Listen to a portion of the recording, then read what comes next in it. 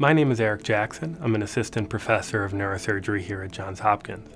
I am a pediatric neurosurgeon, which means in practice I cover the breadth of brain and spinal diseases in patients from age 0 to 21. I chose to go into pediatric neurosurgery for two reasons. One is actually the breadth of it, that we are able to take care of brain and spine diseases. It's one of those things that in academic neurosurgery, typically in the adult side, they have to be more specialized. But in pediatrics, we still get to take care of a broad range of different disorders. One of the benefits of being in a place like Hopkins, though, is that I have colleagues and counterparts who have very subspecialized interests, and if a very difficult case comes in, there are people that I can talk to and get further input from.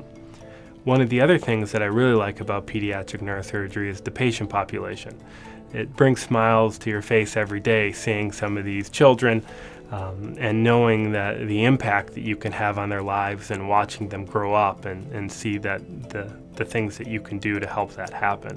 What we're doing now is looking at tumors that most affect the youngest children, so the ones where the best treatment, which is radiation, has the most negative side effects for them. And so what we're trying to do is come up with other treatments to spare these children radiation so that they don't have the negative effects that it does. So we are currently working with a few different things to try to come up with better treatments to help them. The other thing I'm doing relates to hydrocephalus, which is one of the more common things that we treat as pediatric neurosurgeons. A high percentage of our surgeries relate to shunts, and one of our goals is to try to reduce that number, but at the same time to try to make the ones that we have work better.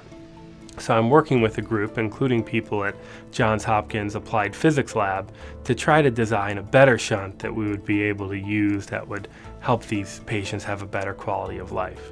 In terms of my patient care, the biggest thing I really try to stress and focus is understanding for the patients and families of what's going on.